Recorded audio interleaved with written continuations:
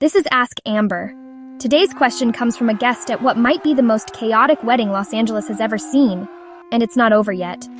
I went to a wedding in Los Angeles that I still think about every time someone says love is patient.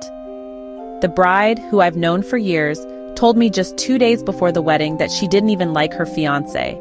She said he was immature, boring, and couldn't satisfy her in bed. Her words. At the rehearsal dinner, she looked like she wanted to disappear. She barely made eye contact with him, wouldn't even toast. On the wedding day, she sobbed through the entire morning. And not emotional tears. I mean screaming. Full-on refusal to get ready. The wedding started over half an hour late because she wouldn't stop crying long enough to put on her dress or let the makeup artist near her. Then came the vows. She pulled out 9 pages of rambling speeches directed at everyone except her groom. Shouted out her sister, her best friend, even her dog. Never said a single word about the guy standing across from her. When it came time to say I do, she froze.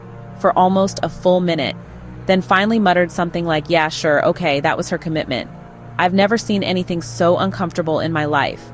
We're 5 months in now. She constantly talks about how terrible her husband is, how awful his family is, how she deserves more. They've already started couples therapy, and she thinks all of the problems are his fault. I've completely distanced myself. She's toxic, mean-spirited, and refuses to self-reflect. Last I heard, they've been moving state to state and arguing nonstop. The lovey-dovey photos are gone. And to make it worse, she's been dragging him on Facebook.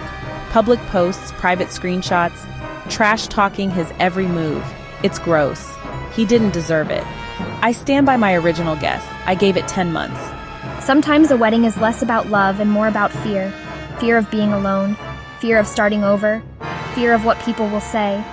This bride walked down the aisle carrying unresolved anger, disappointment, and resentment, and somehow expected marriage to make it disappear. But wedding dresses don't heal deep wounds, and no amount of vows can cover the truth if someone's heart isn't in it. To her, the wedding was a stage. To him, it was a promise. And that disconnect is where the damage lives. You were right to step back. You're not a bad person for seeing the red flags and choosing not to be pulled into the fallout. And anyone who uses social media as a weapon is showing you exactly who they are. Let this be a reminder. A wedding is not a performance. It's a turning point.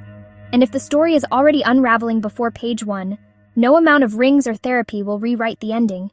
Ask Amber. Drop your anonymous questions in the comments.